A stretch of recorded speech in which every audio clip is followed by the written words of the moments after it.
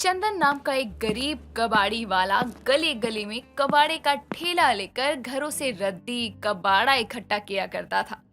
कम उम्र में ही घर का खर्च उठाने और बूढ़ी माँ की दमे की बीमारी के चलते सारी जिम्मेदारी उसने अपने कंधों पर ले ली थी और कबाड़ी का काम शुरू किया था।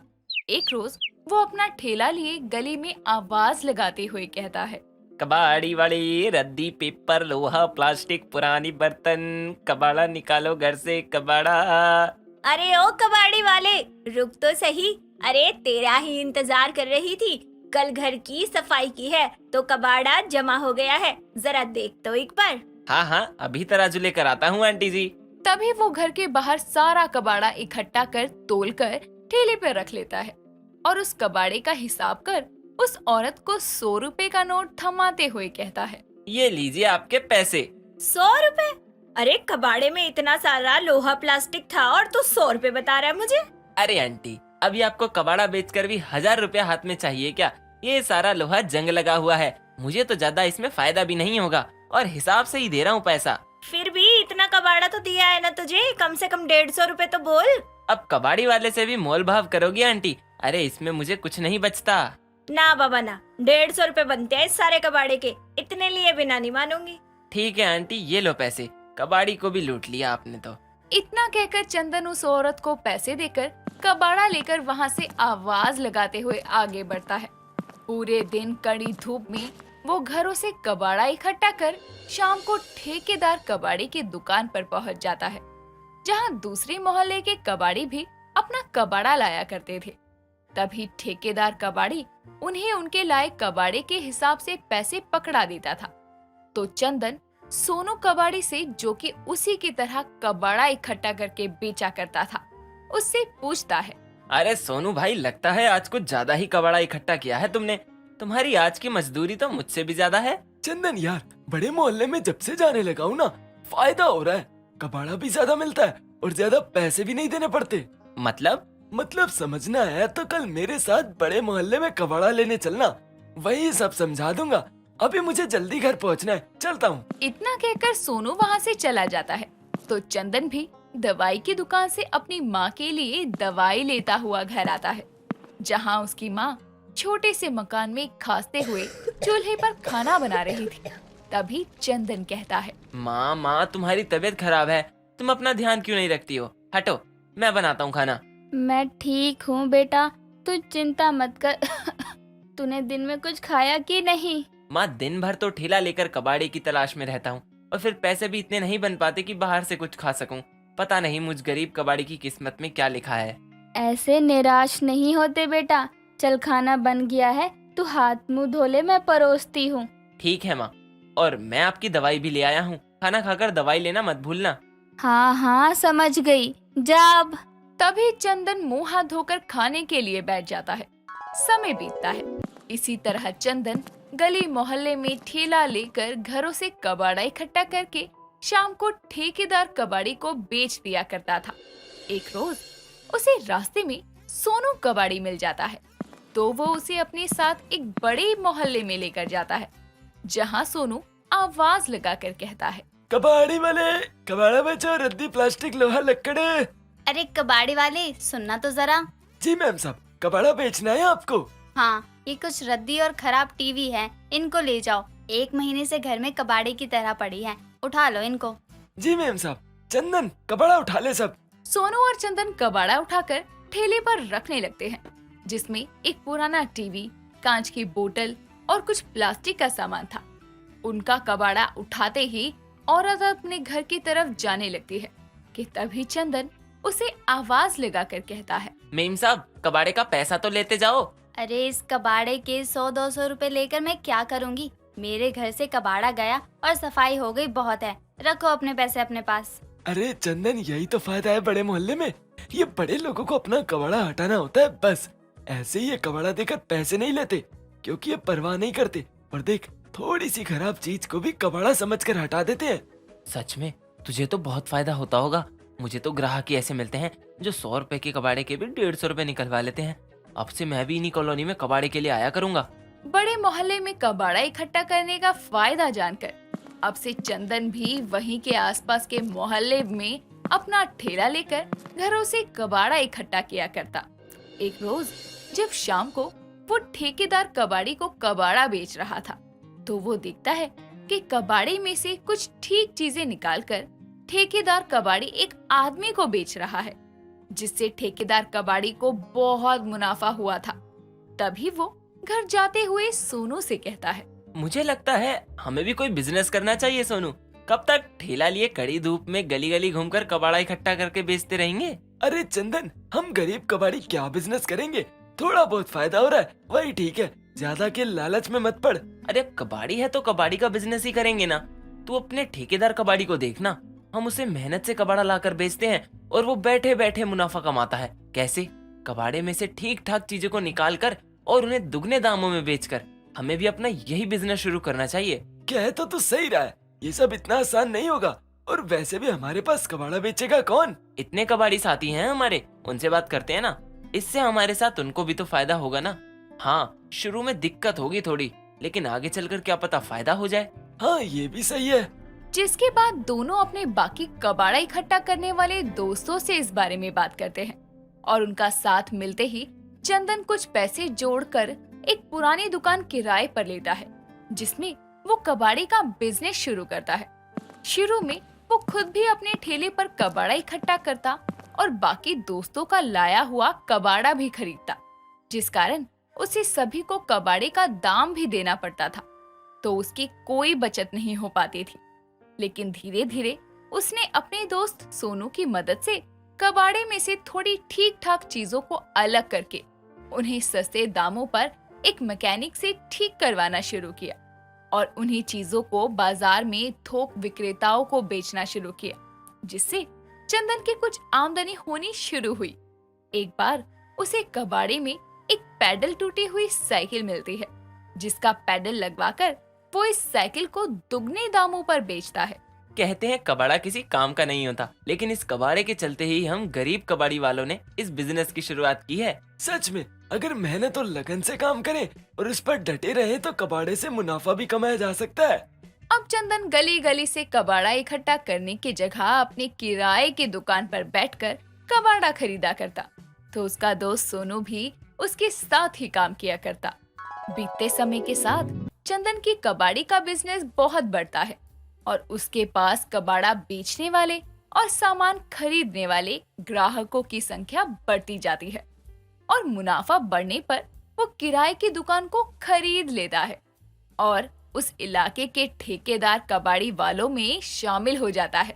साथ ही वो अपनी बीमार माँ का इलाज भी अच्छे अस्पताल में करवाता है और अपनी आर्थिक हालातों को कई हद तक सुधार देता है। इस तरह एक गरीब कबाड़ी का बिजनेस अच्छे से चलता है, और वो अपनी जिंदगी को और बेहतर बनाने के लिए मेहनत से अपने कबाड़े के बिजनेस को आगे बढ़ाता है। रचना अपनी सास नीलम के साथ रहा करती थी। रचना जितनी पूजा पाठ में ध्यान लगाती, उसकी सास उतना ही इन चीजों को अंधविश्वास समझती थी। ऐसे ही एक दिन रचना अपने घर में गणेश जी की आरती कर रही थी। तभी वहाँ पर नीलम आती है और अपनी बहू को इस तरह आरती करता हुआ देखकर उससे कहती है, क्या बहू, सुबह सुबह तूने अपना ये भजन शुरू कर दिया? अरे सुबह सुबह इन घंटियों से मुझे परेशान कर रही है। माँ जी, भगवान की आराधना करने से ही जीवन में सुख की प्राप्ति होती है, और अगर किसी को भगवान की आराधना और पूजा से परेशानी होती है तो उस इंसान से बड़ा पापी इस दुनिया में कोई नहीं होगा। बहू, अब तू ना ज्ञानी बाबा मत बन और कर ले तुझे जो करना है। मैं चली बाहर। नीलम बाहर चली जाती है तो वहीं रचना एक बार फिर अपनी पूजा में लगती है। ऐसे ही समय बीतता है और एक दिन नीलम अपने घर के बाहर बैठकर चाय पी रही थी। तभी उसकी पड़ोसन आती है जो उसे मिठाई खिलाती है। अरे कांता बहन, क्या हो गया? अचानक तुम मुझे मिठाई क्यों खिला रही है? वो क्या है ना, मेरे बेटे की नौकरी दूसरे शहर में लग गई है। भगवान का लाख लाख शुक्र है कि मेरे बेटे की किस्मत का सिक्का चमक गया। ये तो सच में बहुत अच्छी बात है कांता। तेरे बेटे ने ऐसा भी क्या किया जो अचानक उसको ये नौकरी दूसरे शहर में लग गई? पूजा नीलम, पूजा। अरे मेरे बेटे ने बाहर नौकरी पाने के लिए ना जाने कितने पापड़ बेले हैं, फिर भी वो फेल हो रहा था। तभी से वो गणेश जी की पूजा अर्चना में लग गया, और आज देख उसका फल कितना अच्छा आया है। देख कांता, तू मेरी दोस्त है, इसीलिए बता रही हूँ कि पूजा पाठ में कुछ नहीं रखा। अरे ये जो मंदिर में मूर्तियाँ होती है उसमें कुछ नहीं होता, वो बस लोगों की आस्थाएं होती है, वो भी झूठी। अरे एक मूर्ति को तुम भगवान मानते हो, उनको फल फूल ना जाने कितने का चढ़ावा चढ़ाते हो, पर अगर तुम लोगों के सामने कोई गरीब आता है तो तुम सब उसको क्यों दुत्कारते हो? मेरा मानना है कि भगवान किसी मूर्ति में नहीं होता। बात तेरी सही है, लेकिन नीलम आजकल के गरीब गरीब नहीं होते हैं। लोग भले ही गरीब का भेष धारण किए रहते हैं, लेकिन पैसे मांगना, भीख मांगना उनका धंधा हो चुका है। खैर तुझे ये चीजें समझ नहीं आएंगी क्योंकि तू एक नास्तिक है। तो अच्छा, मैं चलती हूँ। हाँ हाँ जरूर, वैसे भी मुझे इन सब पर विश्वास नहीं है। कांता उसकी बात सुनकर वहाँ से चली जाती है तो वहीं नीलम भी अपने घर में जाती है और गणेश जी की मूर्ति के सामने खड़ी होकर बस मूर्ति को निहारती ही रहती है। अपनी सास को इस तरह गणेश जी की मूर्ति के सामने खड़ा होते देखकर वो अपनी सास के पास जाती है और उसके कंधे पर हाथ रखती है। माँ जी क्या हुआ? आप इस तरह से मूर्ति को क्यों निहार रही हैं? कुछ नहीं बहू, मैं बस ये देख रही हूँ कि इस पत्थर की मूर्ति की लोग पूजा क्यों करते हैं। माँ जी भले ही ये मूर्ति पत्थर से बनी है, पर आपके अंदर श्रद्धा है तो पत्थर में भी भगवान है। दोनों सास बहू आपस में बात कर ही रहे होते हैं, तभी वहाँ पर नीरज अपनी आंखों में आंसू लिए आता है और अपने सर पर हाथ रखकर सोफे पर बैठ जाता है। उसको इस तरह देखकर रचना और नीलम उसके पास जाते हैं। नीरज जी आप इतना परेशान क्यों हैं? क्या हुआ? रचना, माँ, सब कुछ खत्म हो गया।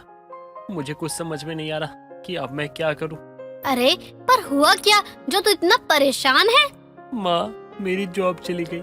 मेरी कंपनी से किसी ने डाटा लीक कर दिया, वो भी मेरे सिस्टम से, और बॉस को लगा मैं दूसरे कंपनी के लिए काम करता हूँ और उनका डाटा मैंने लीक किया है। पर वो बिना जांच पड़ताल किए आपके ऊपर ऐसे कैसे इल्जाम लगा सकते हैं? मेरे सिस्टम का लीक डाटा माँ चीख चीख के कह रहा है कि ये डाटा मैंने ही लीक किया है।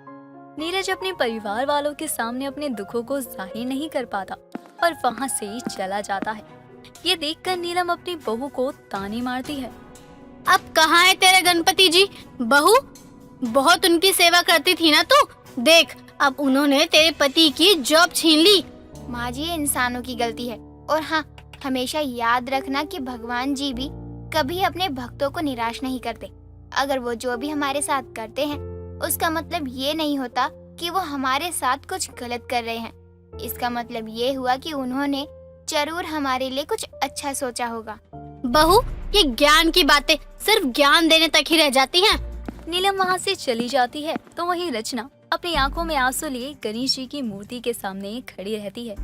हे भगवान, मैं नहीं जानती मेरा परिवार किस संकट में फंसा है, पर हाँ ये जरूर जानती हूँ कि आप हमें इस दुविधा से बाहर निकाल देंगे। रचना हाथ जोड़कर वहाँ से अपने पति के पास चली जाती है और उसे संभालती है। समय बीतता है पर नीरज की नौकरी कहीं भी नहीं लगती। ऐसे ही एक दिन नीरज अपने कमरे में परेशानी में बैठा था, तभी वहाँ आरती आती है और अपने पति को परेशान देखकर उससे कहती है, नीरज जी गणेश चतुर्थी आ रही है, क्यों ना हम गणपति बप्पा को बड़े धूमधाम से अपने घर ले आए। रचना, मैंने आज तक तुम्हारी श्रद्धा में कभी टांग नहीं अड़ाई, लेकिन तुम तो जानती हो ना अभी हमारी क्या कंडीशन है। क्यों गरीबी में आटा गीला करने की बात कर रही हो तुम? नीरज जी भगवान का घर में आना तो शुभ होता है, और क्या पता उनके आते ही आपकी भी कहीं नौकरी लग जाए। अगर हम गणपति बप्पा को घर लाएंगे तो वो हमारे सारे दुखों को हर लेंगे। कहीं ना कहीं नीरज को भी बप्पा में विश्वास था, इसलिए नीरज अपनी पत्नी के आगे कुछ बोल नहीं पाता और वो गणेश जी को अपने घर लाने के लिए तैयार हो जाता है। अगले ही दिन नीरज और रचना गणपति बप्पा की मूर्ति अपने घर लेकर आते हैं और उनकी स्थापना करते हैं। हे भगवान, मेरे घर में बस शांति और खुशियों को बरकरार रखिए। नीरज जी के ऊपर जो भी इल्जाम लगा है उन इल्जामों को हटा दीजिए, साथ ही उनकी एक अच्छी सी जगह पर नौकरी भी लगवा दीजिए। मैं आपकी पूरे 9 दिन सेवा करूंगी। बप्पा, मुझे इस मझधार से निकालो, मैं चाह के भी कुछ नहीं कर पा रहा। मैं बहुत बुरी तरह फंस चुका हूँ, मुझे निकालो बप्पा, निकालो मुझे। जहाँ वो दोनों बप्पा के सामने हाथ जोड़े खड़े होते हैं, वहीं पीछे नीलम खड़ी थी और अपने मन में ही विनती कर रही होती है। मैं वैसे मानती तो नहीं, पर भगवान जी जो मेरे बेटे पर इल्जाम लगा है उसे हटा दो। नीलम अब वहीं से उल्टे पैर चली जाती है। ऐसे ही समय बीतने लगता है। बीतते समय के साथ रचना बप्पा की पूरी देख रेख करती। ऐसे ही एक रात बप्पा के सामने की ज्योत बुझ जाती है। बुझी हुई ज्योत को देखकर नीलम बप्पा के पास जाती है और उनकी ज्योत फिर से जला देती है और ये सब रचना देखती है। माँ जी, मैं ये क्या देख रही हूँ? आप पूजा कर रही हैं। वैसे मैं पूजा नहीं कर रही थी, वो तो इनकी ज्योत बुझ गई थी तो सोचा क्यों ना जला दूं। लेकिन हाँ, अब मुझे भी लगता है कि भगवान है। हट अब यहाँ से, मैं जाऊँ सो जाऊँ, रात बहुत हो रही है। नीलम वहाँ से चली जाती है। अगले दिन बप्पा के विसर्जन का दिन था। सभी धूमधाम से बप्पा को विसर्जन के लिए लेकर जा रहे थे।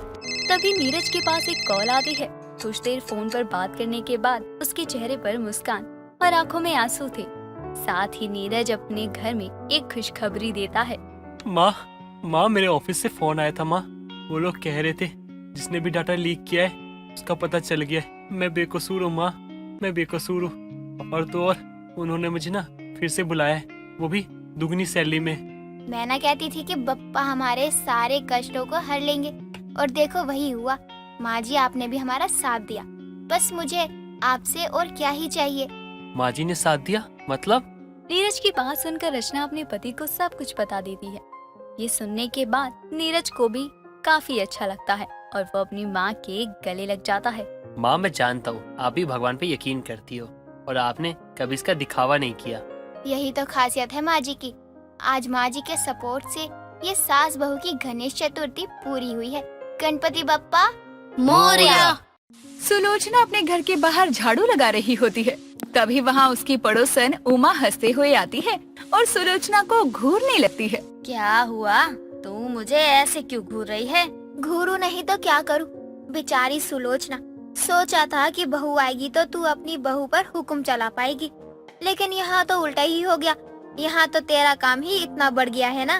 मैंने तो सोचा अपनी जान में अच्छी ही लड़की देखी थी, लेकिन मुझे क्या पता था कि वो ऐसी निकलेगी। अरे जब से आई है बस बिस्तर पे ही पड़ी रहती है। सारा काम तो मैं ही करती हूँ और उस बेशरम को शर्म तक नहीं आती। अब अगर बेटे की बात मान लेती और उसकी पसंद की लड़की से शादी करवा देती अपने बेटे की, तो कम से कम तेरा बेटा तो खुश रहता ना। लेकिन यहाँ ना तो तू खुश है ना ही तेरा बेटा। अब तो ये सब सोचने का भी कोई फायदा नहीं। बहू लेकर आई थी अंजलि जैसी, लेकिन ये तो मंजूली का निकली। तू ही बताओ माँ, मैं इस नाम की बहू का क्या करूँ? नाम की बहू नहीं, बल्कि बड़े नाम की बहू। अरे मैं तो कहती हूँ कि तू भी कुछ मत किया कर, फिर देखते हैं कि कितने दिन तक ऐसे ही सोती रहेगी ये। अब तो उसे उठना ही होगा। ये सब तो मैं पहले ही कर चुकी हूँ, लेकिन उस पर कोई भी असर नहीं होता किसी बात का। मेरी नाक में तो दम कर दिया है इस लड़की ने। अच्छा मैं चलती हूँ, क्योंकि अब मैं तेरा दुखड़ा और ज्यादा सुनने लग गई ना, तो मेरी अंतिम यात्रा निकल जाएगी जल्दी ही, और लोगों को ये पता चलेगा कि अपनी पड़ोसन का दुख सुनते हुए उमा का देहांत हो गया।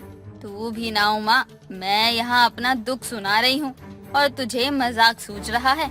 अगर तुझे मेरी बात पर इतनी ही हंसी आ रही है तो ठीक है, चली जा अपने घर, मैं नहीं रोक रही तुझे। अरे सुलोचना, मैं तेरी बात सुनने को मना थोड़ी ना कर रही हूँ। मैं तो बस इतना कह रही हूँ कि अपनी बहू के आगे इतना नरम पेश मत आया कर, वरना तेरी बहू इसी तरह से तेरे हाथों से निकलती जाएगी। उमा इतना कहकर वहाँ से चली जाती है। सुलोचना अपनी बहू से काफी ज्यादा परेशान हो रही थी। कुछ दिनों बाद सुलोचना की कमर में बहुत दर्द होता है और वो अपनी बहू अनुराधा को आवाज लगाकर बुलाती है। बहू, मेरी कमर में बहुत जोर से दर्द है, दराज में बाम रखा है, एक काम कर, मेरी कमर की मालिश कर दे। सच में दर्द के मारे तो मेरी जान ही निकल रही है।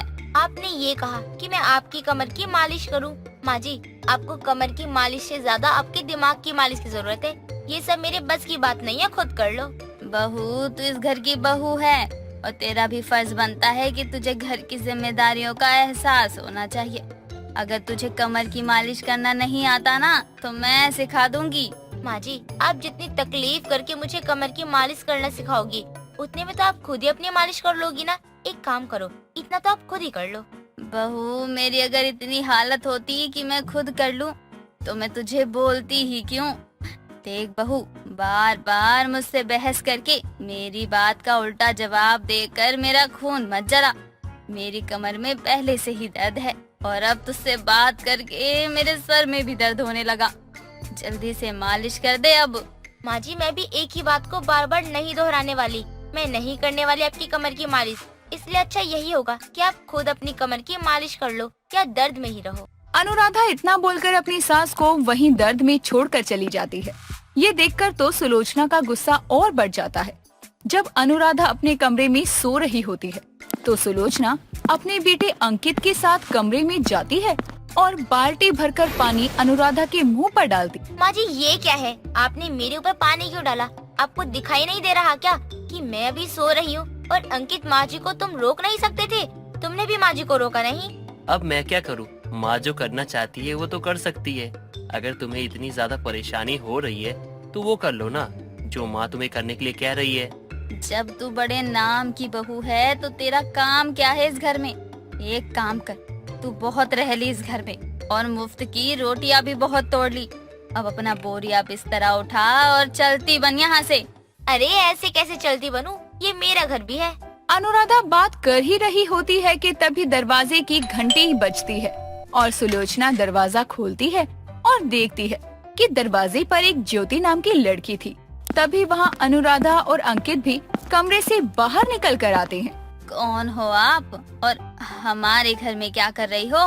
मेरा नाम ज्योति है और यहाँ मुझे अनुराधा जी ने बुलाया है। हाँ, ये सही कह रही है, मैंने ही इनको यहाँ बुलाया है। वो क्या है ना, माँ जी मुझे हमेशा यही बोलती रहती हैं कि मैं कुछ काम नहीं करती हूँ, मैं बस बड़े नाम की बहू हूँ, किसी काम की नहीं हूँ। तो बस इसीलिए मैंने ज्योति को यहाँ बुलाया है। तुम्हारा मतलब क्या है? माँ जी को अब जो भी काम करवाना हो अब वो ज्योति को बोल सकती हैं। ज्योति सारा काम कर देगी, जिससे अब न मुझे कोई परेशानी होगी और न ही अब माँ जी को कोई परेशानी होनी चाहिए। अनुराधा की बात सुनकर सुलोचना को बहुत ज्यादा गुस्सा आता है, लेकिन वो अपनी बहू की इस हरकत से बिल्कुल चुप हो जाती है और अनुराधा को कुछ नहीं बोलती। अब अनुराधा का सारा काम ज्योति ही करती। धीरे धीरे सुलोचना भी इस बात की आदत डाल लेती है। कुछ दिनों बाद सुलोचना अपने घर में एक पूजा रखवाती है, जहाँ आस पड़ोस के लोग, नाते रिश्तेदार सबको बुलाया होता है। पूजा बहुत अच्छी तरह से शुरू होती है और करीबन खत्म होने ही वाली थी कि तभी पंडित जी बोलते हैं, अरे सुलोचना बहन जी, अपने घर की बहू और बेटे को बुलाओ, आरती वो करेंगे अब। बहू, अंकित यहाँ से जाओ, जरा आरती कर दो तुम दोनों, पंडित जी बुला रहे हैं।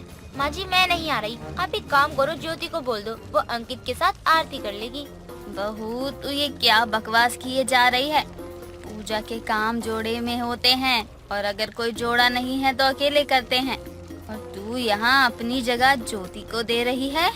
माँ जी, मैं कोई अपनी जगह उस ज्योति को नहीं दे रही हूँ, मैं तो बस इतना कह रही हूँ कि ज्योति कर लेगी ना आरती। अब आप क्या छोटी छोटी चीजों के लिए बहू बहू करती रहोगी? अरे क्या सुलोचना बहन, बड़े नाम की बहू है आपकी बहू तो। घर का काम तो बाहर वाले से फिर भी करवा लेते हैं, लेकिन अब तो तुम्हारी बहू अपने ही पति के साथ दूसरी औरत को आरती करने को कह रही है। मेरी बहू सच में ही नाम की बहू निकली। आज इसने पूरे मोहल्ले के आगे मेरी नाक कटवा दी।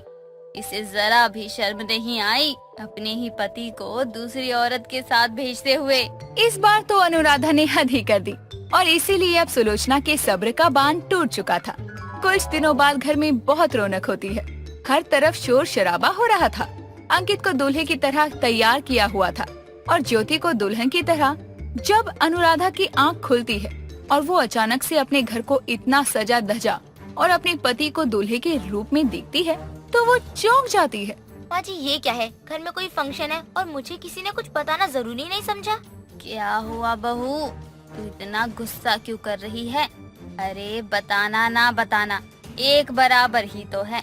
वैसे भी तू किसी काम की बहू तो है नहीं, बस नाम की है, तो बताकर भी क्या फायदा।